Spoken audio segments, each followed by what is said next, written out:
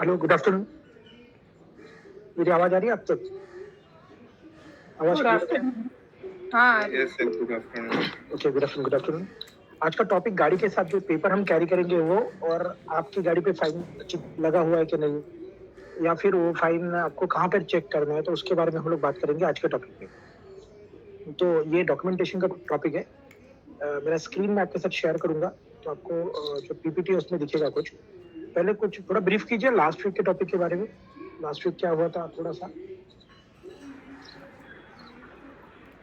राजीव जी? Last week sir, या last week sir, लेन selection, लेन marking, लेन marking, हाँ, cutting लेन selection के बारे में सीखा था सर। 4 वे में आप कौन सा लेन सिलेक्ट करना है, राइट टर्न, स्ट्रेट और लेफ्ट जाने के लिए, मार्किंग्स वगैरह के बारे में, ओवरटेकिंग, लाइंस के बारे में, और थोड़ा फाइन्स के बारे में भी देखा था कि वो जब 3 लेन्स में स्टॉप पे रुका रहता है तो फिर कैसा फाइन्स लगता है। उस बारे में। Yes, thank you. तो देखिए, आज का टॉपिक जो है वो गाड़ी के साथ कौन से डॉक्यूमेंट कैरी करते हैं ना, उसके ऊपर है। तो अभी 32 लोग हैं मेरे साथ, अभी और ज़्यादा हम लोग नहीं कर सकते क्योंकि आज का टॉपिक वैसे छोटा है, जल्दी खत्म हो जाएगा। 30-40 मिनट का टॉपिक है। अगर कोई सवाल है तो आप पूछ सकते हो। तो मेरा स्क्रीन शेयर हो रहा है कि ये दिखिए सिर्फ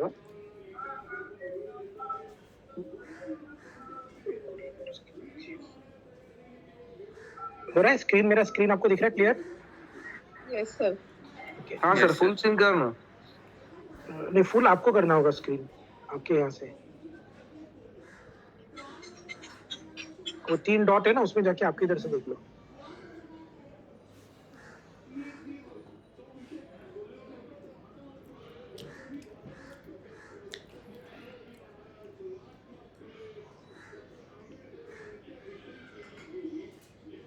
Sujit sir, हाँ, before we can move on, एक query था कि जो हाँ। डॉक्यूमेंट वो PDF ऑनलाइन फॉर्म में चलेंगे या उनको फिजिकल कॉपी ही लगती है ट्रैफिक पुलिस को?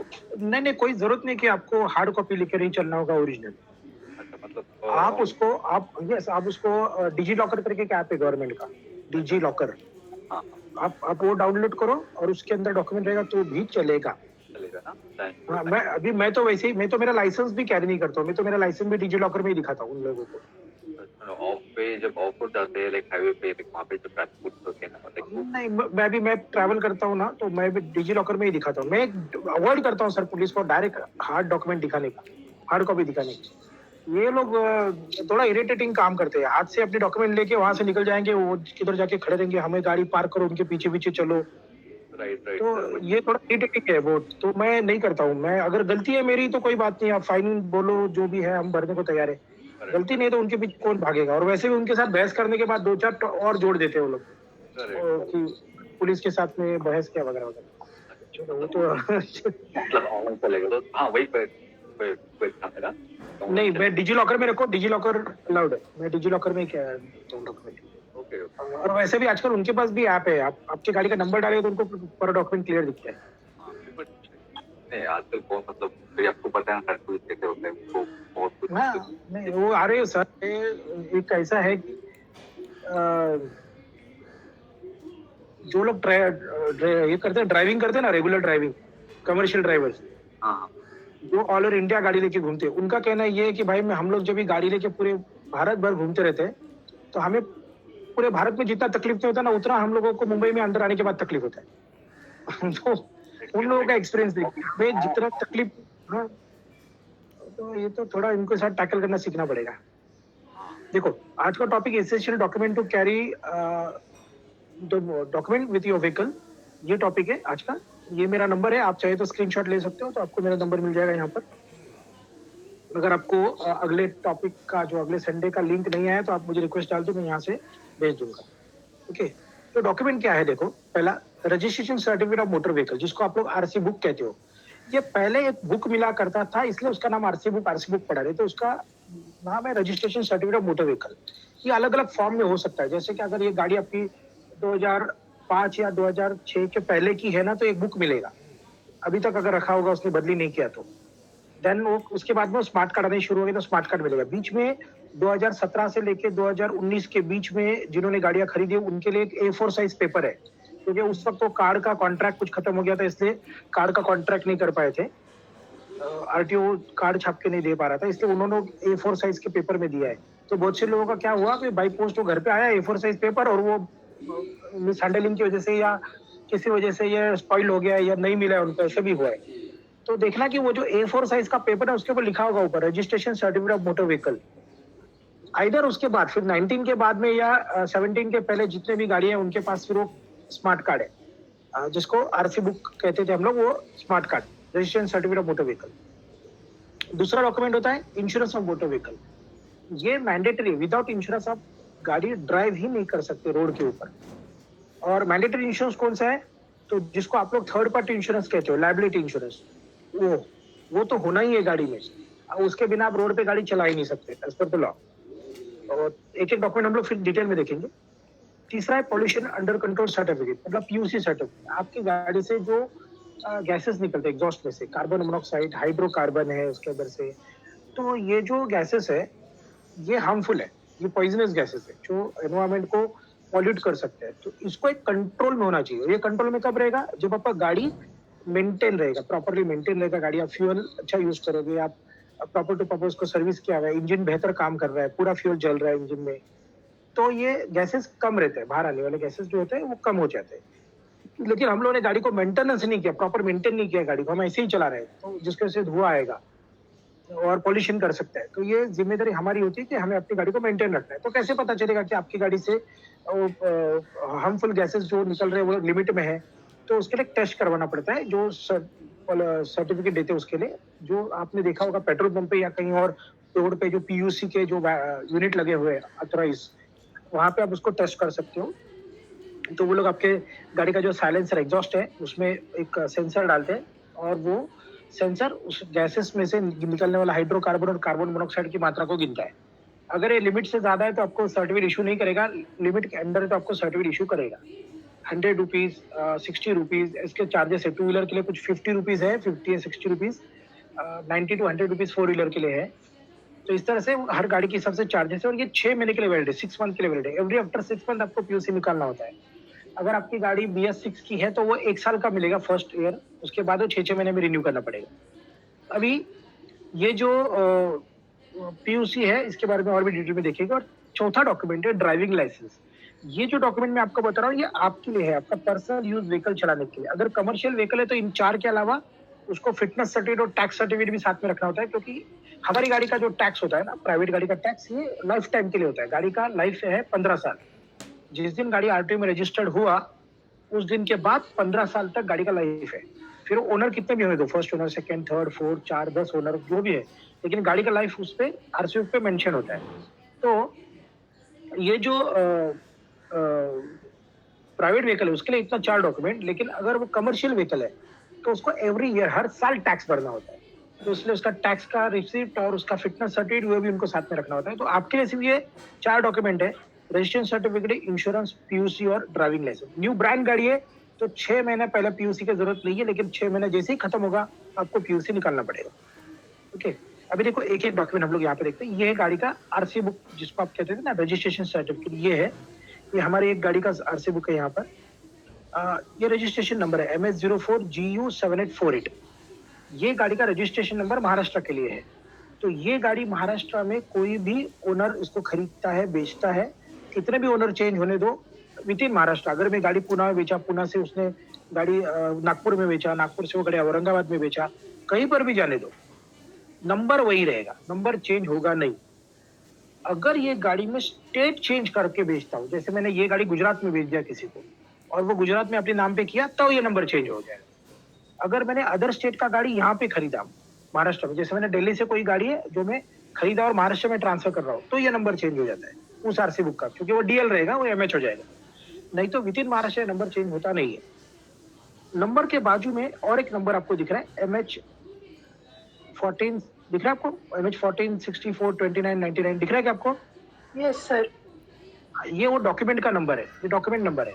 मतलब ये जो आरसी बुक है इसमें जो ब्लैक कलर में जितना भी आपको दिख रहा है ना, ये उसका डिस्क्रिप्शन है। इसमें चेंजेस हो सकते हैं सर्टन, जहाँ पे है पॉसिबिलिटीज वहाँ पे। अगर मेरा ये आरसी बुक खो गया तो मैं जब डुप्लीकेट बनाने के लिए आरटीओ में अप्लाई करूंगा और मुझे जब डुप्लीकेट आरसीबुक प्रिंट होके मिलेगा तो ये नंबर चेंज हो जाएगा। ये जो नंबर, क्योंकि ये डॉक्यूमेंट नंबर है, डॉक नंबर, जैसे आपका सर्टिफिकेट का एक नंबर होता है ना ऊपर, वैसे सर्टिफिकेट नंबर, वैसे डॉक्यूमेंट नंबर है, ये चेंज हो जाता है। ओके, देन यहाँ पर आप ध्यान से देखो, यहाँ पे रजिस्ट्रेशन ओनर, रजिस्टर्ड ओनर, ये आपको ओनर का नाम लिखा होता है यहाँ पर। नीचे उसका फादर का नाम, अभी मेरे का स्कूल के नाम पे, इसलिए मैंने सिर्फ नाम है यहाँ पर। देन रजिस्ट्रेशन डेट, ये गाड़ी कब रजिस्टर हुआ है? 2015 को रजिस्टर हुआ है ये गाड़ी। ओके, उसका कलर कौन सा है? Granite grey. तो आप ध्यान रखो, ये जो कलर है ना, ये जो कलर आरसी बुक पे लिखा है वही कलर गाड़ी पे होना चाहिए। आपका गाड़ी था पहले ग्रे कलर का, फिर आपको लगा नहीं इसको व्हाइट बनाना है, इसको कलर चेंज करना है, तो आप नहीं कर सकते उसको। आपको आरटीओ से परमिशन लेनी होगी। आरसी बुक पे लिखी किसी भी चीज को बदलने के लिए आपको आरटीओ से परमिशन लेना जरूरी है। आरटीओ में से परमिशन लो, उसका कलर चेंज करो, फिर आरटीओ में दिखाओ, उसके बाद इसको आरसी बुक पे एंडोर्समेंट कराओ। लेकिन जो कलर गाड़ी पे लिखा है वही कलर गाड़ी का होना चाहिए। अगर वो अलग है तो आपका गाड़ी जब्त हो सकता है अनऑथराइज चेंजेस करके, अनऑथराइज मॉडिफिकेशन करके आपको फाइन लग सकता है, गाड़ी आपका जब्त हो सकता है। देन फ्यूल, गाड़ी में यहाँ पे लिखा है पेट्रोल एंड सीएनजी, ये ध्यान से देखो।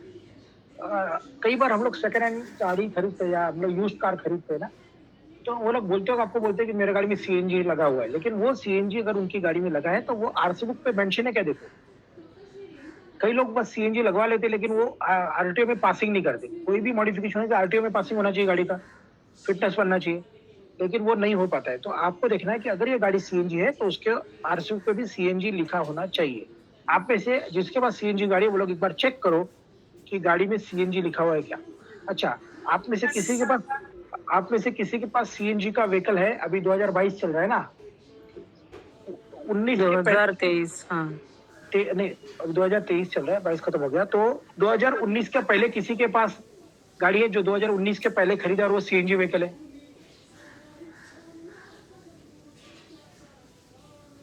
नहीं 19 के पहले का सीएनजी व्हीकल नहीं ना? नहीं सर। ओके, क्यों मैं ये पॉइंट में इसलिए रेज कर रहा था, मुझे एक एग्जांपल लेना था इसलिए। अगर आपकी गाड़ी सीएनजी व्हीकल है तो एवरी आफ्टर 3 इयर्स, देखो एवरी आफ्टर 3 इयर्स आपको एक फिटनेस सर्टिफिकेट बनाना होगा कि आपकी कार में जो सिलेंडर लगा हुआ है ये सिलेंडर सेफ है, उस सिलेंडर का फिटनेस सर्टिफिकेट। इसलिए हर 3 साल में सीएनजी के व्हीकल को आपको आरटीओ से पासिंग करा के लेना होता है, जिसके लिए आपका सिलेंडर का टैंक टेस्ट होता है, आरटीओ में जाके पासिंग करना होता है। 90% प्राइवेट यूजर्स को ये बात पता नहीं है। कमर्शियल यूजर ये करते हैं लेकिन प्राइवेट यूजर्स को ये बात पता नहीं होती। वो लोग सिर्फ सीएनजी के आरसी पे देखकर गाड़ी चलाते हैं, एक्चुअल में वैलिड ही नहीं है आपका गाड़ी। हर 3 साल में सीएनजी व्हीकल को आपको कंपलसरी पासिंग करानी होगी। ओके, थोड़ा इसके बारे में और डिटेल चाहिए तो फोन कीजिए, बताऊंगा। देन व्हीकल टाइप है, बॉडी टाइप है, मैन्युफैक्चरर गाड़ी का लिखा हुआ है, चेसिस नंबर है, इंजन नंबर है, ये कभी चेंज नहीं होता है। मॉडल है वो लिखा हुआ है, ये चेंज नहीं होता है। नीचे लिखा हुआ है हाइपोथेकेटेड टू। हाइपोथेकेटेड टू मतलब अगर ये गाड़ी फाइनेंस पे है, अगर गाड़ी पे लोन है, जैसे मेरे ये गाड़ी पे पहले लोन था, तो ये हाइपोथेकेटेड टू के आगे लिखा होता है एसबीआई, एचडीएफसी, आईसीआईसीआई, जो भी फाइनेंस कंपनी ने आपको लोन दिया है उस लोन यहाँ पे मेंशन होता है कि आपकी गाड़ी अभी भी उस फाइनेंस कंपनी के पास गिरवी है। हम क्या सोचते हैं कि हमने तो लोन पेड कर दिया, हमारा तो लोन पूरा पेड हो गया, हम यही सोचते हैं ना, लोन तो हमने पूरा पेड कर दिया।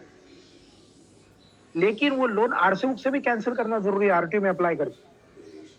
तो अगर आपने कोई 2 व्हीलर या 4 व्हीलर लिया था जो फाइनेंस पे था, जिसका आपने सारे इंस्टॉलमेंट पे कर दिए, स्टिल अभी भी आपका अगर आरसी बुक पे ऊपर बैंक का नाम लिखा हुआ है तो आपको ये आरटीओ में से कैंसिलेशन करवाना होगा। इसको कहते हैं hypothecation termination process, hypothecation termination process.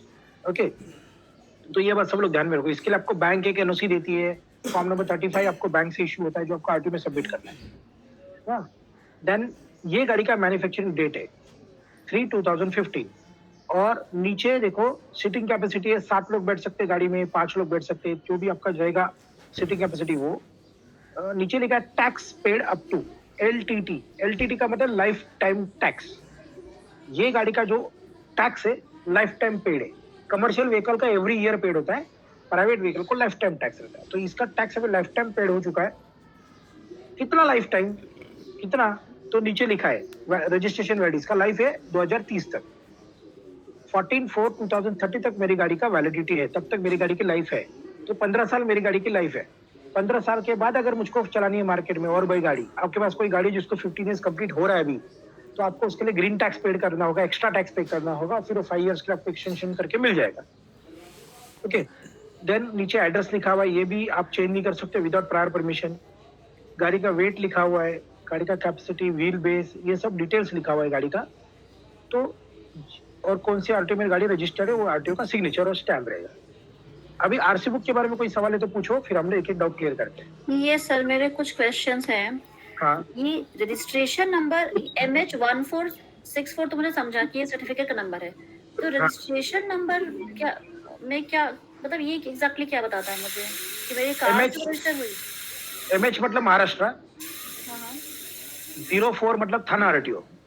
हर आरटीओ को एक नंबर दिया है, जैसे 04 थाना, MH43 नवी मुंबई, MH06 पेड़, MH46 पनवेल, ओके, 01 तारदेव, 15 नासिक। हर आरटीओ को अपना एक नंबर दिया गया है। तो MH04 थाना आरटीओ में गाड़ी फर्स्ट रजिस्टर यहाँ पे हुई थी थाना आरटीओ में। ये आगे GU जो ये सीरीज है, मतलब GU कार का नंबर है क्या? कार का नंबर है, आपका नंबर प्लेट पे जो लिखते हैं ना वो नंबर है ये सर नंबर और प्लेट पे। चेसिस नंबर क्या है, इसका मतलब क्या होता है? चेसिस नंबर मतलब देखो, ये आपको दिख रहा है यहाँ पे MA3ELMG लिखा है ना, ये चेसिस नंबर मतलब आपका जो गाड़ी का बॉडी है, उस हर बॉडी को एक नंबर होता है, हर बॉडी का एक नंबर होता है। और वो नंबर मैन्युफैक्चर जब वहाँ पे गाड़ी बनाता है ना तब डालता है। जैसे मेरा इंजन नंबर, स्टीयरिंग व्हील को नंबर है, इंजन को नंबर है, गियर को नंबर है, सबका एक अलग अलग नंबर है। सबका नंबर, यस, सबका नंबर होता है। क्योंकि अभी इसमें जो स्टीयरिंग वगैरह ना, ये रिप्लेसेबल पार्ट है, इसको हम रिप्लेस कर सकते हैं, लेकिन गाड़ी का इंजन और चेसिस हम रिप्लेस नहीं कर सकते विदाउट प्रायर परमिशन। चेसिस और इंजन रिप्लेस नहीं हो सकता विदाउट प्रायर, रिपेयर हो सकता है, रिप्लेस नहीं हो सकता है। तो ये चेसिस नंबर जो होता है ना, वो कंपनी जब बनाती है गाड़ी तो वो उसके ऊपर डालती है वो चेसिस नंबर। सर एक सवाल है, ये जो कार पेंट मॉडिफिकेशन का जो बोल रहे हो, इसमें हाँ। डिजाइन चेंज कर सकता हूँ क्या? लाइक मैं 3 कलर मारना चाह रहा हूँ या कुछ एनिमल्स का फोटो निकालना चाह रहा हूँ उसमें, तो उसके लिए भी परमिट लगेगा? उसके ऊपर अगर आप स्टिकर लगाओ ना, स्टिकर, हाँ विनाइल, तो हाँ विनाइल स्टिकर ऐसा कुछ डाल रहे तो नो इशू। लेकिन अगर उसके ऊपर किसी कंपनी का नाम आ रहा है, उसके ऊपर किसी ब्रांड का नाम आ रहा है, हाँ, तो अलग नहीं, तो आपको परमिशन लेनी होगी, क्योंकि अभी एडवर्टाइजिंग कोई गाड़ी देखा है जहाँ पे वो लोग ने शेर का तस्वीर निकाला है, हाँ, कोई चलेगा। 3 कलर ऐसा स्टिकर। पेंट किया है, तो उसके लिए भी स्टिकर परमिट एक- लगता है? नहीं, उसके लिए प्राइवेट व्हीकल के लिए जरूरत नहीं है, उसका स्टिकरिंग किया ना, ऊपर स्टिकर मारा है, नंबर गाड़ी का अंदर का कलर वही है, लेकिन एकदम ही रैप कर दिया गाड़ी को, पूरा रैप मतलब समझो कोई गाड़ी एकदम गोल्डन बना दिया उन्होंने रैपिंग करके, तो वो लीगली अलाउड नहीं है, क्योंकि गाड़ी का ओरिजिनल कलर तो ढक गया है ना। तो ओरिजिनल कलर पूरा रिपेंट भी कर सकते हैं ना? हाँ, ओरिजिनल सेम कलर रिपेंट कर सकते हो आप, ओके ओके। कलर का शेड चेंज नहीं कर सकते। सर एक क्वेरी है। हाँ, जब भी हम परचेस करते हैं कार, तभी हमने समझो पेट्रोल परचेस किया and then we decided to go for CNG, तो वो हाँ। CNG हमने लगा के फिर वो ये आरसी बुक अपडेट करवाना पड़ता है। हाँ, ओके, तो एवरी टाइम जो भी हम मॉडिफिकेशन करें उसके लिए आरसी बुक अपडेटेड होना चाहिए।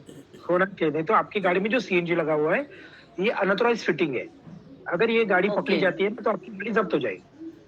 नहीं तो फिर ये मतलब हमें खुद से जाके करना है या फिर जो कंपनी हमें CNG बैठवा के देती है उनसे वो आरसी बुक अपडेटेड होके मिलता है हमें? आपसे अगर आप करने जाओगे तो होगा, लेकिन आपको बहुत भागदौड़ करना पड़ेगा। जो आपको CNG फिट करके दे रहा है, हाँ उसको बोलने का कि मुझको आरसी बुक पे CNG चाहिए, ऐसा बोलेगा। मैं उसको लेगा, उसको ज्यादा नहीं बोलेगा, उसको लेगा मुझको यहाँ पे ना पेट्रोल और CNG चाहिए, क्योंकि उसके लिए Okay. प्रोसेस है। उसके प्रोसेस हाँ। क्या है, जो किट आपकी गाड़ी में लगा हुआ है ये आपकी गाड़ी के लिए अप्रूव है कि नहीं, हर मॉडल को और हर मॉडल का कंपनी को, मैन्युफैक्चरर को एक किट असाइन किया गया है। जैसे एक किट लगेगा स्विफ्ट का 2018 के मॉडल को लगेगा करके उन्होंने उसको अलग किया गया। ये गाड़ी का सीसी कितना है, 1000 सीसी, तो 1000 सीसी में ये किट अलाउड है करके कंपनी ने, जो कंपनी ने किट बनाया ना, वो कंपनी ने उसको अप्रूव करके दिया, क्योंकि वो मैच हो रहा है इंजन के साथ।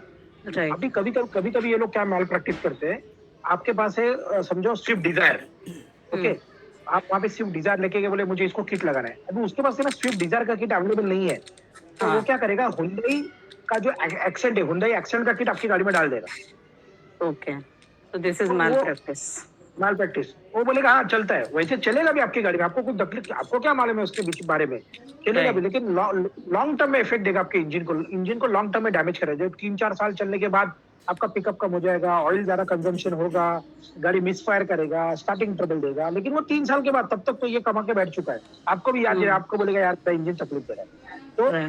तो बात ये कि वो किट उसके साथ अच्छा, उसमें भी ऐसा है कि कुछ किट है ना 2010 की गाड़ियों के लिए वैलिड है, कुछ 2012 के बाद में वैलिड है, कुछ 2014 के बाद की, क्योंकि वो गाड़ी के पीछे लिखा है ना BS1, BS2, BS4, BS6, तो उसके लिए भी हर किट ऐसा असाइन किया गया, गवर्नमेंट ने उसको अप्रूव किया गया। तो जब वो किट लगाएगा तो किट लगाने वाले का सर्टिफिकेट, उसका ऑथराइजेशन सर्टिफिकेट, किट का कंपनी का ऑथराइजेशन सर्टिफिकेट, ये सब आपको आरटीओ में सबमिट करना होता है।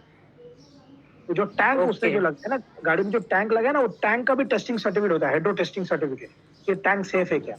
और ये जब आरटीओ में देंगे तो आरटीओ में आपके गाड़ी लेके जाना पड़ता है, गाड़ी वहाँ पे इंस्पेक्टर चेक करता है, उसके बाद में ही आपको अप्रूवल मिलता है और आरसी बुक पे मेंशन होता है। तो ये काम आप बेटर आप उससे कराओ, अगर वो नहीं कर पा रहा है इसका मतलब है उसने आपकी गाड़ी में वो जो किट लगाया वो फेक किट है, फेक है, राइट। अगर वो करके दे रहा है तो उसको वो करना ही है किसी भी हालत, सर्टिफिकेट लगा के या किट बदलना है उसको। Okay, thank you sir. Sir एक क्वेश्चन, ये जो हाँ। फ्यूल में आपने पेट्रोल एंड सीएनजी मेंशन है, इट मींस कि मेरी कार पेट्रोल एंड सीएनजी दोनों के लिए कंपैटिबल है? Yes yes. अच्छा, एक जनरल क्वेश्चन है, हाँ ये जो ट्रैफिक पुलिस होती है, ये फीमेल ड्राइवर्स को भी हैरेस करते हैं, परेशान करते हैं, या फिर अच्छा, आई एम न्यू ड्राइवर तो मैंने सोचा पूछ लूं। नहीं ऐसा नहीं करेंगे, अगर कोई ऐसा उनके लिए कोई मेल फीमेल ऐसा कुछ नहीं है, अगर आपने सिग्नल तोड़ा है, आपने रैश ड्राइव किया है या कोई फॉल्ट में है तो ही आपको रोकेंगे, नहीं तो नॉर्मल प्राइवेट गाड़ी वालों को ज्यादा तकलीफ होता नहीं, नॉर्मली नहीं होता है।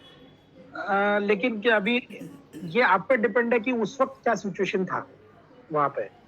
अभी थोड़े दिन पहले मेरा ट्रेनर आरटीओ से आ रहा था, तो वहाँ पे क्या हुआ, जैसे ही वो सिग्नल के लिए अभी 10 सेकंड बाकी है, वो आगे बढ़ा, 2 बच्चे ने रास्ता क्रॉस कर लिया, वो रुक गया, उसके आगे वाला रिक्शा रुका और वो भी रुक गया, 2 लोग क्रॉस हो चुके, जब तक वो क्रॉस होंगे इनको रुकना ही है ना भाई, उनको तो उड़ा नहीं सकते। राइट, तब तक सिग्नल रेड हो गया, तो ऑब्वियसली ये लोग लाइन के आगे थे, तो इनको बाजू में लिया, इन्होंने उनको समझाया कि हम लोग रुक जाए क्योंकि सामने से वो लोग क्रॉस कर रहा था, वो मानने को तैयार नहीं हवलदार, ये पाम बीच रोड की बात है सिग्नल की, वो मानने को तैयार, वो बोलते आपको 4000 रुपया फाइन भरना पड़ेगा। अभी वो किस हिसाब से 4000 फाइन मेरे हवलदार को बोल रहा था मालूम नहीं, वो हवलदार मेरे ट्रेनर को बोल रहा था, ट्रेनर मुझे फोन किया, तो मैं बोला भाई उनको बोलो कि जो आपका फाइन लगता है ना आप डालो ऑनलाइन, हम लोग ऑनलाइन भर देंगे, क्योंकि हमारा गलती हुआ है तो हम लोग भर देंगे। अभी उसके साथ लड़के झगड़ के कोई फायदा है ही नहीं। कैमरे का फायदा अभी नहीं होगा। राइट। कैमरा का ना सर, मैं आपको एक बात बताता हूँ, एक जन को फाइन लगा था कैमरा का, वो क्रॉस कर रहा है गाड़ी, उसको कैमरा ने स्पीड का फाइन लगाया, स्पीड लिमिट था 60 और जो फोटो था उसमें दिखा रहा था 63 दिखा रहा है, और 60 का स्पीड लिमिट मेंशन है, इसलिए 63 का स्पीड लिमिट है, इसलिए 63 में वो एक्चुअल चल रहा है ऐसा दिखा रहा है कैमरे का डिटेक्शन, इसलिए उसको 2000 रुपये फाइन हुआ था। उस आदमी ने क्वेरी रेज किया कि मेरा स्पीड इतना था ही नहीं उस वक्त में, और आपका जो कैमरा लगा हुआ है उस कैमरा का कैलिब्रेशन सर्टिफिकेट प्रोड्यूस करो, आपको बताओ कि वो कैमरा जो लगा हुआ है उसका कैलिब्रेशन सर्टिफिकेट है क्या, क्योंकि हर डिवाइस को एक सर्टिफाइड किया जाना चाहिए, हर इलेक्ट्रॉनिक डिवाइस को सर्टिफाइड किया जाता है गवर्नमेंट, और उसको कुछ टॉलरेंस दिया जाता है, जैसे कि ±2%, ±1%, तो ±1% भी पकड़ेंगे तो वो जो 60 का स्पीड लिमिट है तो 6 का तो टॉलरेंस आ गया ना। तो उसने ऐसा क्वेरी रेज किया कि आप वो जो कैमरा जो आपने दिया है, क्योंकि कैमरा का नंबर वगैरह सब आता है ना, तो उस कैमरा का जिस दिन मुझे फाइन लगा था उस टाइम का वैलिड सर्टिफिकेट भी दो। ऐसा अभी वो आदमी था जरा जानकार जिसने डाला, तो उसके बाद में उसका क्वेरी उन्होंने वहां से हटा दिया, मतलब वो फाइन उनका उन्होंने हटा दिया। तो ऐसा भी होता है किसी केस, तो ये डिपेंड है आपके ऊपर। सर वो ग्रीवेंस में डालना पड़ेगा ना। कौन सी कैपेसिटी आपने बताया? ग्रीवेंस में डालना पड़ेगा वो। सर वो मैं आपको दिखाता हूँ, एक ऐप है, ओके, मैं वो ऐप आपको दिखाता हूँ कि कहाँ से करना है। सर एक सवाल है, ये जो एल बोर्ड लगा के गाड़ी में चलाते हैं, तो ये हाईवे में चलाना और एक्सप्रेस हाईवे में चलाना कोई रिस्ट्रिक्शन है क्या उसमें? ये एल बोर्ड आप लर्निंग कर रहे हो ना, तो उस हाँ। वक्त आप हाईवे इस पे चलोगे तो दूसरे लोगों को तकलीफ हो सकती है, या फिर आप वहाँ पे तेज गाड़ी नहीं चला सकते।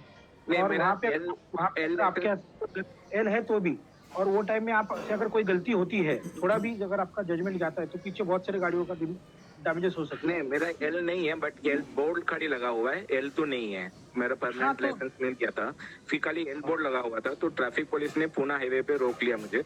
बोला कि आपको L बोर्ड लगा के ये हाईवे पे चलाना अलाउड नहीं है। तो ये सही है क्या, कैसा है? सही, बराबर है। एक्चुअली एलबोर्ड क्यों लगाया हमने, कि हमें बताना है लोगों को कि मैं ड्राइविंग सीख रहा हूँ, हाँ, लेफ्ट में गाड़ी चलाऊंगा, स्लो चलाऊंगा, मैं ड्राइविंग सीख रहा हूँ। लेकिन अभी आपके परमानेंट लाइसेंस और आपकी गाड़ी पे एलबोर्ड लगा हुआ है, तो मतलब आप रॉन्ग इन्फॉर्मेशन दे रहे हो। और अच्छा। वैसे भी हाईवे पे सेफ नहीं है जाना। हम लोगों को पाम बीच रोड है ना, आपका पाम बीच रोड, हाँ, हाँ, पाम बीच रोड मतलब वाशी से बेलापुर का जो पाम बीच रोड है, हाँ, हाँ। उसके बाद हमारे स्कूल की व्हीकल अलाउड नहीं है ट्रेनिंग अच्छा। देने के लिए। कई बार हमारे स्कूल को 1000 दिया था। हाँ, मेरी लड़की सीख रही थी, तो मेरा तो 15 इयर्स ओल्ड लाइसेंस है, मगर उसके लिए एलबोर्ड लगा हुआ था गाड़ी पे। तो उधर पुलिस ने पकड़ लिया था कि एलबोर्ड लगा के हाईवे पे, ये एक्सप्रेस हाईवे पे चलाना अलाउड नहीं है। तो वैसा था। Okay, okay. सर सर आप ये ये कह रहे सर, हैं एक सर कि अगर query है। परमानेंट लाइसेंस मिल गया है तो फिर एल साइन निकालना नहीं। चाहिए। नहीं लगा सकते ना, आप रॉन्ग इन्फॉर्मेशन दे रहे हो ना। हाँ सर, लेकिन मतलब practice- इसका सो दिस मीन्स कि हमें जब ये लर्नर्स लाइसेंस मिलता है, लर्निंग लाइसेंस, तो लर्निंग लाइसेंस से जो 6 महीने का अवधि रहता है जिसमें हम परमानेंट निकाल सकते हैं, वो 6 महीने के लिए ही हम एल बोर्ड लगा के चला सकते हैं जब तक आपका परमानेंट लाइसेंस नहीं बनता है तब तक। ओके। हाँ, और वो भी फिर वो- डिफाइंड टेरिटरी में ही, ज्यादा बाहर जा नहीं हाँ, सकते, ऐसे है ना? आप तभी सीख रहे हो, और ये सेफ नहीं है कि आप बाहर लेके जाओ, और वहाँ पे अगर आपका थोड़ा भी स्टीयरिंग घूमता है स्पीड में, क्या होता है कि आप अगर 20-30 के स्पीड में आप पूरा 20 डिग्री स्टीयरिंग घुमाओगे तो भी ज्यादा से ज्यादा गाड़ी 4 या 5 फीट ऑफ जाएगा रोड से। लेकिन आप अगर 60, 70, 80 के स्पीड में आप गाड़ी 5 डिग्री भी घुमाओगे तो सीधा रोड के बाहर निकल जाएगा। राइट। तो ज्यादा सेंसिटिव होते रहता है, स्टीयरिंग ज्यादा सेंसिटिव होता है जैसे जैसे स्पीड बढ़ता है। तो इसलिए आपको वो पैनिक सिचुएशन में या फिर वो सडन आपका रिएक्शन वहाँ पे आना चाहिए, सेफ सर, रिएक्शन। लेकिन फिर लर्निंग में तो मतलब ठीक है, हाईवे एक सर्टेन टेरिटरी के बाहर नहीं जा सकते, लेकिन मेन रोड पे फिर सीखना, ऐसे तो कभी एक्सपीरियंस आएगा नहीं हाँ, फिर। चलो ना, जब भी आपका कंट्रोल आना चाहिए मेन एक्सीलरेटर और ब्रेक के ऊपर, आपका स्टीयरिंग पे कंट्रोल। मतलब मेरा क्या कहना है, ड्राइविंग सीखना मतलब ये एक बार आपने कंट्रोल सीख लिया तो उसके बाद आप जो सिचुएशन हैंडल करते हो रोड पे, वो बहुत जरूरी होती है। रोड पे जो यूजर्स है ये नियमों का पालन नहीं करेंगे मैडम। ये राइट। ऑटो रिक्शा वाला राइट से सडनली लेफ्ट में आता है पैसेंजर उठाने के लिए। कुछ यंग बच्चे तो ऐसे ड्राइव करते हैं डेंजरसली कि जैसे वो सांप कैसे चलता है रास्ते पे, वैसे वो लोग गाड़ी चलाते हैं। I know. टू व्हीलर ऐसे लोगों को अगर आप टकराए, उनको इंजरी हो गया ना, तो बाद में तो लोग कहेंगे कि कार वाले ने मोटरसाइकिल वाले को उड़ाया, ये नहीं कहेंगे कि मोटरसाइकिल वाला बीच में घुसा था। करेक्ट। तो एक्चुअली हमें- मैंने भी यही नोटिस किया है sir, because when I go for हाँ। ड्राइविंग प्रैक्टिस ना, तो वो हमेशा लेफ्ट साइड से ही ओवरटेक कर रहे हैं, भले वो कार हो। राइट से करना चाहिए आइडियली उन्होंने। गाड़ी देख के भी ये लोग नहीं रुकते मैडम, ड्राइविंग स्कूल का गाड़ी हाँ। देख के भी नहीं रुकते। तो Right. क्या कहेंगे वे इसको? तो इससे आपको इनको बचाना होगा, अपने आप को भी बचाना होगा। फिर भी right, पहले से अभी right. ज्यादा अवेयरनेस है लोगों में, हाँ। ज्यादा अवेयरनेस है। तो सर, ये हमने देखा एक्सप्रेस हाईवे में चलाते हुए एलबोर्ड लगाना हमारा एक मतलब एक नोटिफिकेशन है ना बैक साइड वाले के, ठीक है, सामने वाले को देख के चलो। तो हम तो स्टीयरिंग कंट्रोल कर ही रहे हैं, जस्ट फॉर इंटीमेशन कि हम थोड़ा लर्निंग में है, थोड़ा देख के चलो, ऐसा बोल सकते हैं ना। आई थिंक ट्रैफिक वालों का मतलब उनका एक सिंपल कैलकुलेशन है कि अगर आप लर्न कर रहे हो तो इतना दूर तक आपको आना ही नहीं आना ही चाहिए, नहीं चाहिए। जहाँ पे ये यस इधर एक्सप्रेस हाईवे है तो। राइट। सर इसका कोई साइन पीछे वाला डर भी जाएगा थोड़ा सा। ये लर्निंग सर, जो अपना ईस्टर्न लगाना नहीं एक्सप्रेस है। पे हाईवे है, मैं थाने में रहती हूँ है ना एल का। सर। एक हाँ, आपका हाईवे पे तो आप चला दो ना। हाँ, आप नहीं, हाईवे पे तो मैं ट्रेनिंग थाने में लेते हो ना, तो- मैंने देखा है कई बार आपकी गाड़ी। सर एक क्वेश्चन। मैं थाने में रहती हूँ, मैं घोड़बंदा हाँ। रोड पे ड्राइव करती हूँ अभी, हाँ। मतलब ट्रेनर के साथ। कल को जब मैं इधर जम्मूलन को जब मैं क्रॉस करूंगी, जो अपने ईस्टर्न एक्सप्रेस पे हाईवे आता है, वहाँ पे लर्नर्स के साथ मैं ड्राइव कर सकती हूँ कि नहीं? नहीं मैडम, इधर कोई यहाँ पे लोग कंसिडर करते हैं क्योंकि रेसिडेंशियल एरिया दोनों तरफ, हाँ। यहाँ पे दोनों तरफ रेसिडेंशियल एरिया है। तो आपका जो हाईवे मतलब यहाँ तक मुलुंड चेक नाका तक चल जाता है, कोई प्रॉब्लम नहीं है, आपका टोल नाका तक चल जाता है। मैंने देखा है कई बार वहाँ तक गाड़ी आपकी आती है ट्रेनिंग देते देते। आगे मुलुंड मैंने मतलब मैं मुंबई में घुस गई हूँ, जो चेकनाका मैंने क्रॉस कर दिया उसके हाँ बाद। तो आप कोई यहाँ पे कोई नहीं मैडम, ये लोग इतना कंसिडर करते हैं, ये तो म्यूचुअल अंडरस्टैंडिंग है उनका कि यहाँ के रेसिडेंट्स है तो यहाँ पे गाड़ी तो चलेगी कर। अच्छा अच्छा ठीक। लेकिन एकदम भी आपका कंट्रोल आप सीख रहे हो तो ये वो लोग का कहना यही है कि आपका छोटा सा मोमेंट बाकी लोगों को तकलीफ में डाल सकता है। नहीं तो सर, बस मतलब उनका यही मुंबई कहना में लेके जा सकते हैं ना गाड़ी, जैसे जो अगर मैं सीख रही हाँ, हूँ, लेके मैंने एल लगाया हुआ है, लेकिन अगर मेरे हस्बैंड जैसे जिनको कार आती है ऑलरेडी और वो अगर वो कार ऑफिस लेके जा रहे हैं तो वो तो जा सकते हैं। ओके, सिर्फ एक्सप्रेस वे पे आप बोल रहे नहीं लेके जाना। हेलो सर, लर्निंग लाइसेंस का रूल वो बताएंगे क्या है कि लाइक अगर सपोज मेरे पास लर्नर लाइसेंस है और मैं कार ड्राइव कर रहा हूँ तो हमेशा मेरे साथ कोई एक परमानेंट लाइसेंस वाला बंदा होना चाहिए या मैं अकेले ड्राइव कर सकता हूँ? लर्नर लाइसेंस का रूल ये है कि आपका लर्नर लाइसेंस आपके पास होना चाहिए दिखाने के लिए। पहली बात, आपके साइड में जो बैठा है, साइड में मतलब बाजूले सीट पे, पीछे नहीं, बाजूले सीट पे को ड्राइवर के बाजूले सीट पे, हाँ को ड्राइवर सीट पे जो आदमी बैठा हुआ है उसके पास परमानेंट लाइसेंस होना चाहिए सेम कैटेगरी का। मतलब 4 व्हीलर का, 2 व्हीलर चला रहे हो आप तो आपके पीछे जो बैठा है उसके पास 2 व्हीलर का लाइसेंस होना चाहिए, और आप 4 व्हीलर चला रहे हो तो आपके बाजू में बैठे आदमी के परमानेंट लाइसेंस होना चाहिए 4 व्हीलर का। वो इसलिए क्योंकि इमरजेंसी सिचुएशन में या फिर ड्यूरिंग द ड्राइव वो आपको इंस्ट्रक्शन दे सके। ओके, तो ये रूल है कि आपके बाजू में बैठे हुए आदमी के पास परमानेंट लाइसेंस होना चाहिए कंपल्सरी। अगर इन केस कोई एक्सीडेंट भी होता है ना, छोटा मोटा डैमेजेस गाड़ी में, तो आपका लर्नर लाइसेंस पे आपको मिलेगा नहीं वो गाड़ी का डैमेजेस भर के, क्योंकि इंश्योरेंस में क्लियर लिखा होता है कि ये लर्निंग पर्पस के लिए वगैरह ये अलाउड नहीं है, इंश्योरेंस मिलेगा। सर ये मैं पूछ रहा हूँ कि मान लीजिए मैं अकेले घर से निकलता हूँ कार लेकर, ठीक है, तो अब अलाउड करना नहीं, अकेले ड्राइव करना अलाउड हमेशा कोई ना कोई होना चाहिए साथ, बराबर? Yes yes yes. Permanent licence apply test होने के बाद कुछ 10 दिन में आ जाता है कार? जब भी आप टेस्ट देते हो ना, टेस्ट आरटीओ में जब ड्राइव टेस्ट देते हो ना आप, उसके 2 या 3 दिन के बाद आपको ऑनलाइन दिखेगा लाइसेंस, आप ड्राइव कर सकते हो, ना इशू। घर पे आने के तो 15 दिन लगते हैं बाई पोस्ट, लेकिन समझो लेट भी हो गया ना तो आप ऑनलाइन तो आपको दिखेगा लाइसेंस डिजी लॉकर में, 3 या 4 दिन में दिखता है आपको लाइसेंस ऑनलाइन। आजकल बहुत फास्ट काम हो गया। सर एक क्वेरी था, मैंने हाँ। सिग्नल पे स्टॉप किया, हाँ ओके, सिग्नल पे सब गाड़ी सब लग गई है, अभी सब लोग लाइन पे बराबर सब लोग रुके हैं सिग्नल के लिए। अभी पीछे से इमरजेंसी में एक एम्बुलेंस आती है, ठीक है, अब उसको जगह नहीं है जाने के लिए, तो हमने हमारी गाड़ी, हाँ हमें ऑफकोर्स देना है। अब मैंने गाड़ी आगे लिया, सिग्नल को थोड़ा सा आगे, लाइन के आगे चला गया, तो थोड़े से आगे जगह ली, एम्बुलेंस पास हो गई, उतने देर में आता है हमारा हवलदार और वो फाइन मारता है हमारे ऊपर। तो क्या वो सही है गलत है? वो गलत है, नहीं मार सकते हो सर वो मार चुका, हमारा फोटो लेकर के उसने हमारा फोटो नहीं, आप डाल देना मांगता था उसको, फाइस में ग्रीवनेस में डाल देना मांगता था कि हमने एम्बुलेंस को जगह दिया है। हर सिग्नल पे सर एक्सप्लेनेशन देने के बावजूद भी वो सुन नहीं रहे। देखा भाई, तू फाइन जो मारना है ना अभी मारो, वो हवलदार का नाम भी ले लेने का, डाल देने का उसको सोशल मीडिया पे। ये लोग बहुत परेशान करते हैं कभी कभी, ऐसे नहीं कर सकते बोला, हम किसी को जान बचाने के लिए जगह दे रहे हैं। मैं कितने बार सिग्नल तोड़ के राइट साइड में गाड़ी लिया है, लेफ्ट साइड में गाड़ी ली है मैंने, ताकि पीछे का गाड़ी को जगह देने की, एम्बुलेंस को। ये पहला हमारा प्रेफरेंस है कि एम्बुलेंस को जगह देने की। हाँ यस, वो गलत किया उस टाइम उसने, हवलदार। ओके सर, और एक डाउट था, अभी जैसे आपने बताया कि कलर चेंज और इसके ऊपर, ये चेसिस के ऊपर मेरा एक क्वेश्चन था। लाइक फॉर एग्जांपल, आज मेरी गाड़ी कहीं से चोरी हो जाती है रात बेरात में, और उसने किधर गाड़ी ले जाके उसको पेंट वेंट तक चेंज कर दिया, नंबर प्लेट भी चेंज कर दिया, ठीक है, तो फिर सर मैं वो गाड़ी को कैसे ढूंढूंगा मैं चेसिस नंबर के हिसाब से?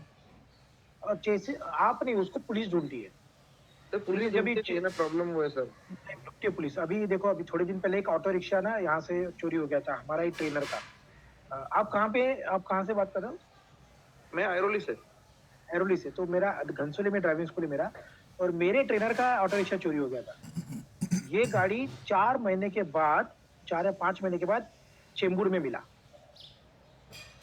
ये, तो तब वो चेसिस नंबर से ट्रेस हुआ। ये गाड़ी चेसिस नंबर जो था उससे ट्रेस हुआ। पुलिस क्या करती है, गाड़ी रोकती है और गाड़ी का आपके डॉक्यूमेंट चेक करती है। कभी कभी देखो आप टेस्ट चेकिंग में गाड़ियाँ रोकी जाती है और वो लोग उसको नंबर को ट्रेस करते हैं। लेकिन मैं आपको एक बात बताऊँ, अब ये ऑनलाइन चल रहा है क्लासेस, वैसे तो ये रिकॉर्ड भी हो रहे होंगे, लेकिन फिर भी मैं आपको एक बात बताता हूँ, अगर आपकी गाड़ी चोरी होगी ना तो यार दुआ करो भगवान से, क्या क्या दुआ करोगे?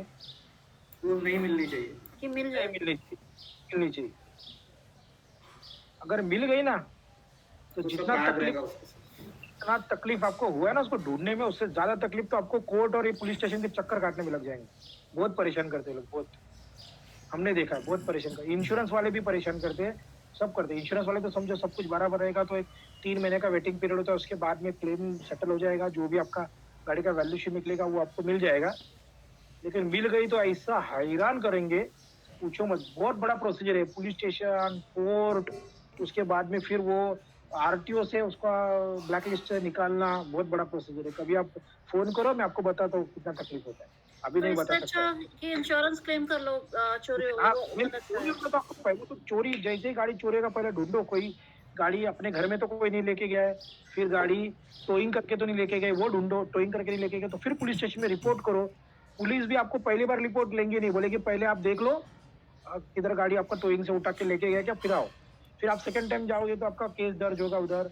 उसके बाद पुलिस आएगी उस स्पॉट पे जहाँ से गाड़ी चोरी हो गया था, वो देखेंगे वहाँ पे किधर कैमरा वैमरा है क्या, ये सब प्रोसीजर चलता रहेगा। उसके बाद में फिर आपका इंश्योरेंस कंपनी भी इन्फॉर्म कर लो। उसके बाद पुलिस स्टेशन में जो रिपोर्ट लिखोगे वो इंश्योरेंस कंपनी को आपको देनी है। इंश्योरेंस कंपनी वाला आएगा, वो सर्वे करेगा, वो दुनिया भर के सवाल पूछ के आपको परेशान करेगा। आपने गाड़ी लॉक किया था क्या, गाड़ी का ग्लासेस बंद था क्या, कुछ न जाने और क्या क्या। तो उसको सारे सवाल के सही जवाब दो। उसके बाद आपका 3 महीने का टाइम मिलेगा गाड़ी मिलती है क्या देखने के लिए पुलिस स्टेशन में से। 3 महीने तक अगर गाड़ी नहीं मिलती है तो बाद में वो आगे क्लेम सेटल होने के लिए जाएगा, ये बेहतर रहेगा। तो सर मतलब ये 3 महीने तो समझो गाड़ी नहीं मिलती है और फिर नए लाइक पैसा कंपनसेशन मिलेगा या फिर नया गाड़ी मिलेगा, लाइक हाउ इज इट? नहीं, आपकी गाड़ी का वैल्यू क्या है। अगर आपकी गाड़ी न्यू ब्रांड है और पहले 6 महीने में ही चली गई है तो आपको 90-95% वापस मिलता है। आपने जो इंश्योरेंस निकाला था वो कैसे निकाला था आपने इंश्योरेंस, गाड़ी का वैल्यू के ऊपर निकाला था, एक शोरूम वैल्यू के ऊपर, या against tax invoice. Against tax तो एक शोरूम प्राइस में फर्क है। अगेंस्ट टैक्स इनवॉइस मतलब जिसके अंदर आपके सारे चार्जेस लग चुके हैं, टैक्स आपने भरा वो भी उसमें इंक्लूड हो गया है। तो अगर समझो गाड़ी का एक शोरूम प्राइस था 9 लाख रुपया, तो उसके बाद में टैक्स वगैरह भर के वो हो गया 10,50,000। तो आपने वो 10,50,000 टैक्स इनवॉइस के ऊपर निकाला इंश्योरेंस, कि आपने 9 लाख के ऊपर निकाला है। अगर 9 लाख पे निकाला होगा तो 9 लाख के हिसाब से गाड़ी का डिप्रिसिएशन वैल्यू निकलेगा, उसके बाद आपको मिलेगा। ऐसा पूरा कैलकुलेशन है वो। अगर वो 1 साल पुरानी गाड़ी तो 10% डिप्रिसिएशन होता है, 2 साल पुरानी गाड़ी तो 20% डिप्रिसिएशन होता है। गाड़ी का वैल्यू भी डाउन होता जाता है ना, वो हिसाब से। तो सर बेसिकली आप कह रहे हैं कि मतलब गाड़ी नहीं, मेरे को ये जानना है कि आप कह रहे हैं ना कि अगर गाड़ी अगर चोरी हो जाती है तो आप दुआ करो कि नहीं मिले करके, मतलब प्रॉफिट क्या है?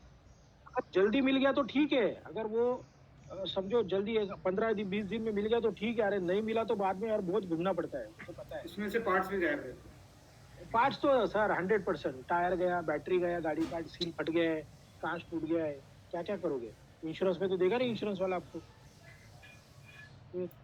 Okay okay, thank you sir. हाँ, अच्छा ठीक है। देखो थोड़ा हम लोग आगे बढ़ते, तो ये इंश्योरेंस के बारे में हम लोग बात करते हैं। इंश्योरेंस 2 टाइप का होता है। कॉम्प्रिहेंसिव इंश्योरेंस, देखो ऊपर लिखा हुआ है कॉम्प्रिहेंसिव, पढ़ सकते हो। Yes sir. कॉम्प्रिहेंसिव इंश्योरेंस, और दूसरा होता है लायबिलिटी इंश्योरेंस। लायबिलिटी इंश्योरेंस जो है वो मैंडेटरी है, आपको पास होना ही चाहिए। और एक कॉम्प्रिहेंसिव इंश्योरेंस में वो इंक्लूड है, इसलिए उसको कॉम्प्रिहेंसिव बोला गया, जिसमें आपकी गाड़ी की वैल्यू और प्लस लायबिलिटी मतलब अदर रोड यूजर्स, दूसरा सब प्रॉपर्टीज वो है उसके अंदर, और ये तो मैंडेटरी है। तो अगर आप कॉम्प्रिहेंसिव निकालोगे तो आपका गाड़ी का वैल्यू भी उसके अंदर होगा। अभी यहाँ पे हम लोग इसको जूम करके नहीं दिखा सकते, मैं इतना ही जूम हो रहा है वो। इसमें गाड़ी का वैल्यू लिखा होता है, IDV, व्हीकल IDV मतलब इंश्योर्ड डिक्लेयर्ड वैल्यू, वो लिखा होता है कि आज का डेट में इस गाड़ी का वैल्यू क्या है, ऐसे लिखा था। वो हिसाब से फिर आपका गाड़ी का वैल्यू पकड़ा जाता है। ओके, तो इंश्योरेंस खत्म होने के 1 महीना पहले अप्लाई करो, आपको पोस्ट डेटेड इंश्योरेंस मिल जाएगा। आप कंपनी चेंज कर सकते हो, ओके, लेकिन इंश्योरेंस कंपलसरी निकालो। विदाउट इंश्योरेंस गाड़ी चला ही नहीं सकते आप रोड पे। So, 2 अलग अलग इंश्योरेंस हो सकते हैं, थर्ड पार्टी अलग और ये कभी होता है, हाँ ये कभी होता है। एक एग्जांपल बताता हूँ मैं आपको इसमें, कि मैंने जब नया गाड़ी खरीदा ना तो मुझे डीलर ने 3 साल का इंश्योरेंस दिया। डीलर बोला कि 3 इयर्स इंश्योरेंस, लेकिन वो ये नहीं बताता है कि 3 इयर्स इंश्योरेंस में 3 साल थर्ड पार्टी और 1 साल पहला साल सिर्फ ये फर्स्ट पार्टी इंश्योरेंस है। गाड़ी का वैल्यू सिर्फ फर्स्ट ईयर के लिए कवर किया गया है और बाकी आने वाले अगले 2 साल में सिर्फ थर्ड पार्टी इंश्योरेंस कवर किया गया है। तो ये मिसकंसेप्शन हमारे बीच में क्या होता है कि मेरा गाड़ी का इंश्योरेंस 3 साल का है, क्योंकि मुझे डीलर ने 3 साल के पैसे ले चुके हैं वो। तो ऑब्वियसली उसने लिया है, लेकिन उसने कैसे लिया है? 3 साल थर्ड पार्टी मैंडेटरी इंश्योरेंस और 1 साल का फर्स्ट पार्टी आपकी गाड़ी का। तो पहले मैंने समझो ये एक्को का इंश्योरेंस लिया था मैं, तो वो 1 साल के बाद फर्स्ट पार्टी तो खत्म हो गया मेरा, अभी सिर्फ बचा है थर्ड पार्टी जो मुझे मैंडेटरी रोड पे गाड़ी चलाने के लिए। तो अगर मुझे कोई चेकिंग में रुकता है तो मुझे छोड़ देगा, क्योंकि मेरा थर्ड पार्टी इंश्योरेंस वैलिड है। लेकिन मेरे गाड़ी का वैल्यू अभी 0 है, तो मैं अभी इंश्योरेंस निकालूंगा तो मैं कौन सा निकालूंगा? अभी थर्ड पार्टी तो मेरे पास ऑलरेडी है, तो मुझे सिर्फ निकालना है फर्स्ट पार्टी, मतलब मेरा गाड़ी का लायबिलिटी इंश्योरेंस निकालना, सॉरी मेरे गाड़ी का ओन डैमेज इंश्योरेंस निकालना है। लायबिलिटी है मेरे पास, ओन डैमेज निकालना है। फिर ओन डैमेज निकालने के लिए मेरे गाड़ी का वैल्यूएशन होगा क्या है वो, और फिर मैं कोई भी कंपनी से, अभी जैसे एक को रिलायंस से ले सकता हूँ, मैं SBI से ले सकता हूँ, मैं HDFC से ले सकता हूँ, तो मैं किसी भी कंपनी का मैं ले सकता हूँ। इसको कहते हैं stand alone policy. Stand alone, stand alone मतलब सिर्फ फर्स्ट पार्टी का रिस्क वो कंपनी लेगी आपकी गाड़ी का वैल्यू का, थर्ड पार्टी का जो रिस्क है वो ये कंपनी लेगी एक्को, क्योंकि उसका अभी और भी 2 साल बाकी है। ऐसे केसेस में 2 अलग अलग कंपनी चलेगा, लेकिन आप एक से थर्ड पार्टी का एक से फर्स्ट पार्टी का ऐसा मत करो, ये आपको बाद में जाके प्रॉब्लम हो सकती है। तो आप बहुत सारे केसेस में हम लोग क्या करते हैं कि जो इंश्योरेंस थर्ड पार्टी का है ना उसी का ही फर्स्ट पार्टी ले लेते हैं। कुछ आ रहा है थोड़ा बहुत समझ में, थोड़ा कंफ्यूजन है। हेलो, एक्सीडेंट के केस में प्रॉब्लम समझ में आया सर। आपका एक बार अपना इंश्योरेंस का पेपर चेक करो, आपकी गाड़ी का, 2 व्हीलर का, 4 व्हीलर का, जो भी आपके घर में गाड़ी है, आपको नहीं समझ में आ रहा है तो उसका क्लियर फोटो निकालो PDF और मुझे व्हाट्सअप करो। मैं चेक करके बताता हूँ कि उसमें क्या गड़बड़ है, क्या हो रहा है, क्या खत्म नहीं हो रहा है, क्या खत्म, ये आपको मैं बता सकता हूँ। ओके, जब हमें इंश्योरेंस मिलता है थर्ड पार्टी का, तो बेसिकली वो अपनी गाड़ी का वैल्यू का इंश्योरेंस है नहीं, उसके लिए 0। मतलब उसके लिए हमें सेपरेट पैसे निकालना पड़ेगा। हाँ, फिर डीलर जो 2 साल 3 साल क्लेम कर रहे हैं, फिर वो कितने दे रहे हैं सर? नहीं वो तो फिर आपसे प्रीमियम भी उतना ही ले रहे हैं ना, वो आपको 3 साल का थर्ड पार्टी का प्रीमियम ले रहे हैं और 1 साल का फर्स्ट पार्टी का ले रहे हैं। आप उसको ऐसा बोल के ले सकते हो कि मुझे 3 साल का थर्ड पार्टी और फर्स्ट पार्टी कंप्रेहेंसिव इंश्योरेंस 3 साल का चाहिए, तो आपका फिर प्रीमियम बढ़ जाता है, फिर आपका प्रीमियम बढ़ जाता है। लेकिन वो केस में उल्टा वो खुश होगा, क्योंकि उसको उतना उसका कमीशन मिल जाता है 3 साल का एक साथ। और जो इसमें दोनों चीजें कवर हो गई, राइट? थर्ड पार्टी मतलब बेसिकली तो सामने वाली गाड़ी आके ठोकती जो भी है उसका इंश्योरेंस बोल रहे हो। ओके, नेक्स्ट है PUC, ये कंपलसरी होना चाहिए। उसके बाद डेट लिखा होता है कब से कब तक वैलिड है। यहाँ पे देखो 6 महीने का डेट वैलिड दिखा रहा है। गाड़ी का फोटो रहेगा ऑथेंटिकेशन के लिए कि जो PUC निकला तभी गाड़ी वहाँ पे मौजूद था। देन जो PUC सेंटर है उसका वहाँ पे नाम होगा, स्टैंप होगा। आपकी गाड़ी से निकलने वाला carbon monoxide, hydrocarbon, PPM matters, इसका पूरा डिटेल्स यहाँ पे लिखा होगा। ये एक सिंपल सा प्रिंट आउट मिलता है, इसका एक जेरोक्स कॉपी आप रखोगे या इसको स्कैन करके आपके डिजिलॉकर में डालोगे तो चले। सर अभी तो मेरी कार पे मैंने अभी नया लिया है, ये तो कार पे ही लगा दिया है आई थिंक डीलर ने। कभी लिया आपने गाड़ी? अभी 1 वीक पहले लिया है मैंने। हाँ, तभी 6 महीना टेंशन नहीं है, आराम से। अभी आप 5 जुलाई के बाद निकालना। Okay, thank you. अभी आप जुलाई के जैसे ही जुलाई खत्म हो जाएगा आप अगस्त में उसका PUC निकाल लो, उसके पहले ही निकाल लो। ऑनलाइन होता है सर, ये सब चीजें ऑनलाइन होती हैं कि कहीं फिजिकली जाना होता है? नहीं, जाना होता है फिजिकली। ऑनलाइन का मतलब क्या है, पहले PUC वो लोग एक स्टिकर बना के दे देते थे आपको। अभी ये जो PUC सेंटर नहीं, इनका सर्वर के साथ में जुड़े हुआ है, इनको एक ID password, login ID password दिया है और ये RTO के सर्वर के साथ जुड़ा हुआ है, इसलिए इसको ऑनलाइन कहा जाता है। तो आपका गाड़ी उधर लेके जाओ, टेस्ट करो और इसका टेस्ट रिपोर्ट जो है वो सीधा सिस्टम में मर्ज हो जाता है। तो जैसे ही आपने इधर से PUC निकाला, ये ऑल ओवर इंडिया में इनके वेबसाइट पे दिखेगा उनको कि ये गाड़ी का PUC इतना इतना निकला हुआ है, इसलिए उसको ऑनलाइन बोला गया है, क्योंकि वो अपडेट हो जाता है, आपके सिस्टम में अपडेट हो जाता है गाड़ी का। Thank you. इसलिए उसको 6 मंथ्स ही कर सकते हैं, अगर मुझे एक्सटेंड करवाना हो 1 ईयर के लिए? वापस निकालो। ओके। उसका मैक्सिमम वैलिडिटी 6 मंथ है। अगर वो पॉल्यूशन ज्यादा दे रहा है तो 3 महीने का भी है, फिर और भी ज्यादा पॉल्यूशन है तो 1 महीने का भी मिलता है सेम पैसे में, ऐसा भी उसका रूल है। Okay, thank you. ज्यादा होगा तो देगा ही नहीं।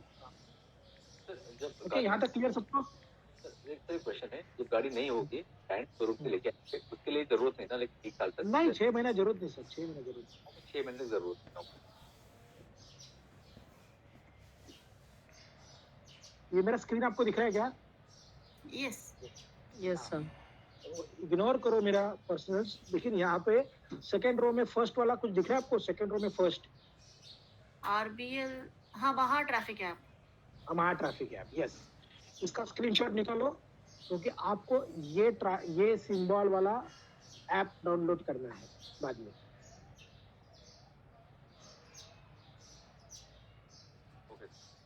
ओके, देखो इस ऐप को मैं जब ओपन करूंगा तो इसमें ऐसा आएगा इसका मास्क, राइट? मेरा रजिस्ट्रेशन नंबर वगैरह है इसमें। माय व्हीकल में जाके आप अपनी गाड़ियाँ, जो भी गाड़ी है, मेरी गाड़ी, मैं आपकी गाड़ी भी रजिस्टर कर सकता हूँ। अभी हम यहाँ पे मेरा जो स्टाफ है उनकी भी गाड़ियाँ है, मेरी खुद की भी गाड़ियाँ हैं यहाँ पर। तो ये जो माय व्हीकल में जब मैं जाऊँगा यहाँ पर, तो देखो इतनी गाड़ियाँ रजिस्टर्ड है मेरे पास, मैं इसको निकाल भी सकता हूँ, ऐड भी कर सकता हूँ। ओके, तो ये 5245 समझो ये मेरा गाड़ी है। यहाँ पे आप अपनी गाड़ी को ऐड व्हीकल में जाओगे आप, तो गाड़ी का रजिस्ट्रेशन नंबर और लास्ट का वो जो चेसिस नंबर नहीं दिखाया था मैंने, उसका लास्ट का 5 डिजिट डालोगे तो आपकी गाड़ी रजिस्टर हो जाएगी इसमें। आपकी क्या, आप किसी और की दोस्त की भी कर सकते हो इसके अंदर। उसके बाद मैक्सिमम रजिस्टर कर सकते हैं इसमें? कितना भी, मैंने तो कुछ 15 या 16 नंबर किए थे, मैंने धीरे धीरे सब मिटा दिए उसमें से। 15 किए थे मैंने, तो 15 आपके भी हो जाएंगे। उसके बाद सर में मेरे पास जो ऐप है वो मुंबई MTP ऐप है, वो चलेगा क्या? सेम है क्या? यही है वो, मुंबई ट्रैफिक पुलिस, वो सेम ऐप है ये। साहब महाराष्ट्र का आपने बता ना, सेम है, वो भी सेम है, मुंबई ट्रैफिक पुलिस का ऐप। देखो इसमें माई ई चलान है, ये माई ई चलान में जाओगे तो पता चलता है कि गाड़ी के ऊपर कुछ चलान है क्या, पहले जो हुए वो भी चलान इस पे दिखाई दे रहे हैं। जैसे 52 ये गाड़ी पे कोई चलान नहीं है, ये गाड़ी पे पहले 2 चलान थे। ओके, फिर ये जो गाड़ी है इस पे इतने चलान थे, इसका रिसिप्ट भी आपको दिखेगा, सब डिटेल है। अगर आपका आपने कोई ऑफेंस किया हुआ है, जब इस पे क्लिक करोगे और व्यू करोगे तो आपको आपका फोटो बिटो सब दिखेगा, उनका जो भी उन्होंने ये किया है गाड़ी के ऊपर चलान किया है ना, उसका पूरा डिटेल दिखेगा, ठीक है। अच्छा, इसमें एक बात और है, ये तो आपको, आप जब इसके साथ थोड़ा फैमिलियर हो जाओगे तो आपको पता चलेगा किस तरह से आपको करना है। इसमें ग्रीवनेंस भी है, जैसे मैंने बोला ना, कुछ प्रॉब्लम है तो इसमें डाल के आप करो। इसमें इंफॉर्मेशन में जाओ, देखो मैं वापस जाता हूँ लास्ट में, राइट वाला इंफॉर्मेशन में जाने के बाद में फाइन करके वहाँ पे फाइन है। इस फाइन को आप जब क्लिक करोगे तो आपको यहाँ पे पूरा लिस्ट मिल जाएगा फाइन का, कि किसके लिए कितना फाइन है। Learner driver not accompanied with trainer, मतलब जैसा भी थोड़ी देर पहले आपने बात किया था कि मैं अकेला ड्राइव कर सकता हूँ क्या, तो उसमें उन्होंने बोला 500 रुपये फाइन फर्स्ट टाइम के लिए, अगर साथ में कोई नहीं है तो। सेकंड टाइम पकड़ा गया तो 1500 रुपये। राइडिंग विदाउट हेलमेट, तो ये सब फाइन कितना अपडेटेड फाइन है, अपडेटेड, एक भी 500 के नीचे नहीं है, सब 500 के ऊपर है। कुछ फाइन ऐसी है जो डायरेक्ट आपको कोर्ट में ही जाना पड़ेगा, फाइन भर के छूटोगे नहीं वहां से। Stopping vehicle near sharp band वगैरह ऐसा कुछ है। तो ये आप देखो, इसमें बहुत सारा जितना भी अपडेटेड फाइन है पूरा डाला हुआ है इसके अंदर। तो इसमें आपको कितना फाइन किस ऑफेंस के लिए है ये भी आपको पता चलेगा, वो कौन से इसमें आता है वो ऑफेंस। आपको अगर किसी पुलिस वाले ने फाइन मारा तो इसमें आप देख सकते हो कि सेक्शन कौन सा उसने मुझे लगाया है, ये कर सकते हो आप। ओके, तो ये ऐप काफ़ी यूज़फुल था, मैंने देखा वो। रोड सेफ्टी में भी कुछ है, देखो रोड से फिलहाल तो सिर्फ हेलमेट के बारे में ही है, फाइन है। और जो साइन मैंने आपको उस दिन बताया ना, थोड़ा बहुत साइन है इसके, ज़्यादा नहीं है, इतना ही है, फिर और लगाना चाहिए इन्होंने, लेकिन दिया नहीं उन्होंने। ओके, तो एक बार आप ये देखो करके, आपको पता चलेगा, इसमें आपकी गाड़ी के बारे में भी आएगा जानकारी। सर ये ग्रीवेंसेस मैंने 2 बार ये किया था सर, ग्रीवेंसेस, लेकिन वो लोग एक्सेप्ट नहीं करते, मैं देखा ये। हाँ, वो डिक्लाइन करते हैं ना, हमेशा डिक्लाइन करते हैं। फिर वो डालने का रीजन ही क्या जरूरत है किसी, मैंने 2 बार डाला रहा है, प्रूफ तो रहेगा आपके पास। हाँ, फोटो वीडियो सब अपलोड किया था सर मैंने। ये क्या होगा, जब आपको फाइन, क्या होता है जब आप फाइन नहीं भरते हो ना, तो आपको कोर्ट का एक ये आता है, समन्स आता है कि आप कोर्ट में आके फाइन भरो। तो उस कोर्ट में आपको इस बारे में पूछा जाता है, आपका भी बात वहाँ पे रखा जाता है ना, तो वो टाइम में आप बोल सकते हो ना उनको कि हाँ बाबा मैंने तो किया था, इन्होंने तो मेरा रिजेक्ट किया है, मेरे पास तो ये फोटो। कई बार ऐसा हुआ है कि मेरा गाड़ी का नंबर में कोई और गाड़ी है उधर, मेरे गाड़ी का नंबर 2765, तो यहाँ पे फाइन मारा उन्होंने 2765, लेकिन जब मैंने उधर गाड़ी देखा ना तो कोई और ही नंबर है और कोई और ही गाड़ी है फोटो में, तो ऐसे केसेस में उन्होंने उसको एक्सेप्ट किया है, ऐसे केसेस में एक्सेप्ट किया है। हाँ सर एग्जैक्टली, बिकॉज मेरे भाई का भी एक बाइक है, उस पे फोटो में जब बराबर दिखा रहा है कि 2 ही लोग बैठे हुए, लेकिन फाइन मारा हुआ है कि ट्रिपल सीट के ऊपर है। हाँ, ये पुलिस वाले ना यार कुछ भी, ये फाइन कौन मारता है? जो रास्ते पे हवलदार खड़े रहते हैं ना, ये हाँ, फोटो निकाल के exactly. डालते हैं और ये कुछ भी करते हैं। ये इनका बहुत तकलीफ है, क्या मालूम ये कब सुधरेंगे। अभी मैं ऑनलाइन हूँ, नहीं तो मैं क्या, उसको डालो ग्रीवनेस में, जाके पुलिस उधर रिपोर्ट करो इन लोगों को, या इनको मेल करो, इनको लड़ो उनसे थोड़ा सा। और क्योंकि सर ये अगर हवलदार- फाइन अगर नहीं भरेंगे तो कब तक के लिए प्रॉब्लम नहीं करेगा ये? ये तो आपका जो आरसी बुक पे एड्रेस है ना, ये एड्रेस पे आपको आ जाता है, उसका नोटिफिकेशन आता है, या नहीं, फिर क्योंकि फिर नहीं, वो बता रहा ना मैं, जो जो रॉन्ग डाला हुआ है, लाइक बाइक का था, ट्रिपल सीट का था वो जबकि वो है भी नहीं ऐसा कुछ, तो हम लोग सोच रहे कि हमने क्यों भरा जब हमने कुछ कोई फॉल्ट ही नहीं नहीं है भरने का और फोटो भी। मत भरो। हाँ, तो वही मैं पूछना चाह रहा हूँ कि ये कब तक नहीं भरेंगे तो प्रॉब्लम नहीं आएगा करके, मतलब ये 90 डेज तक वो लोग देखेंगे, और 90 डेज के बाद में आपको उस एड्रेस के ऊपर एक कोर्ट से एक लेटर आएगा आपको। नहीं, कुछ भी आया नहीं सर, 90 डेज के ऊपर ही हो गया वो तो। तो लाइक जब अगर समझो ये गाड़ी अगर फिर से समझो कोई हवलदार ने अगर रोका है कोई चीज की, हाँ। तो वो बोल सकता है कि हमारे को क्या अपनी पेड नहीं किया करके? यस, बोलेगा वो। आप क्या करो, एक मेल करो ट्रैफिक डिपार्टमेंट को, उसका मेल आईडी ढूंढो ऑनलाइन, महाराष्ट्र ट्रैफिक पुलिस का, और मेल करो इनको, और इनको ये पूरा डिटेल लिखो कि बाबा मैंने किया था, एक्सेप्ट नहीं किया, ये फोटो है, गलत हुआ है, पूरा डालो, देखो लोग, और ये सब प्रूफ जमा करो आपके पास, क्या क्या आपने किया ना, ये सब जमा करो। Okay okay sir, thank you. ये यूनिट पे कि आपने उधर मेल डाला है करके। कोई ग्रीवेंस रिजेक्ट किया तो रीजन देते हैं या वो वैसे ही पड़ा रहता है, वो वहां से निकल जाता है? देना चाहिए उन्होंने रीजन। अभी तक मैं जो डाला 2-3 तो मुझे रिजेक्ट नहीं किया था, मेरा उन्होंने एक्सेप्ट किया था, अभी तक रिजेक्ट किया नहीं कुछ। लेकिन बहुत से लोगों के साथ हुआ है ऐसा कि उन्होंने उसको एड्रेस नहीं किया। करके देखो, अगर उन्होंने फैसिलिटी दिया है तो करके देखो, नहीं तो मेल करो, तभी तो ये लोग सुधरेंगे, नहीं तो ऐसे ही मारते रहेंगे हम लोग को फाइन, खड़े खड़े बेवजह। ओके सॉरी, मैं ऑनलाइन हूँ इसलिए ज्यादा बात नहीं कर सकता इसके बारे में। तो कहने की बात ये थी कि ये कुछ मैंने कीज आपको दिया है, आपको अगली बार जब आप ये करोगे, डॉक्यूमेंट लेकर जाओगे, तो इन बातों का ख्याल रखें।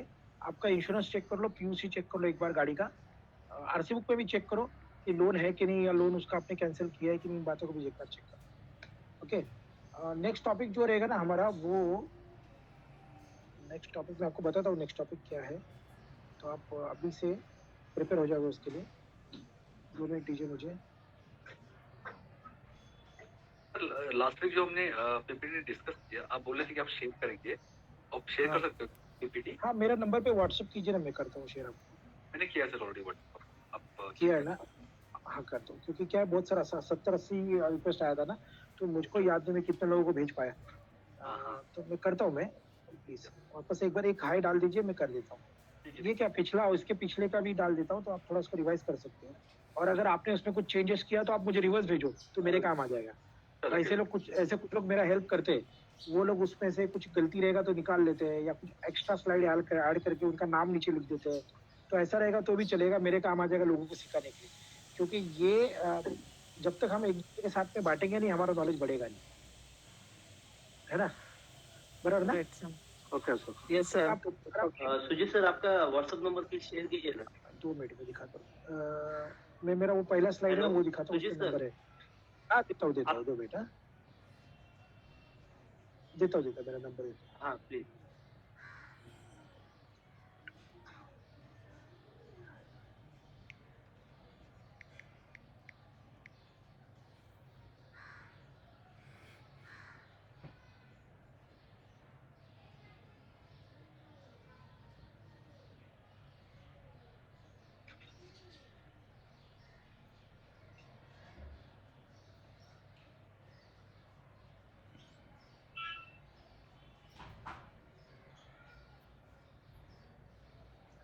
अगले टॉपिक में हम लोग ड्राइविंग थियरी के बारे में बात करेंगे। बहुत इंटरेस्टिंग टॉपिक है ड्राइविंग थियरी। क्लच, गियर, क्यों दबाना है क्लच, गियर कैसे डालने हैं, बहुत इंटरेस्टिंग टॉपिक है। टॉपिक अटेंड करो, मजा आएगा आपको। मैं मैसेज में डालूं क्या, इन कॉल मैसेज में नंबर मेरा? ओके ओके सर, ठीक है। ठीक है देखो आया क्या इनकॉल मैसेज में, It is available. आया क्या? आया सर। हाँ sir. Thank you, log out कीजिए please. Thank you, sir. Thank you all. Thank you very much. Thank you sir, thank you. Thank you sir. Thank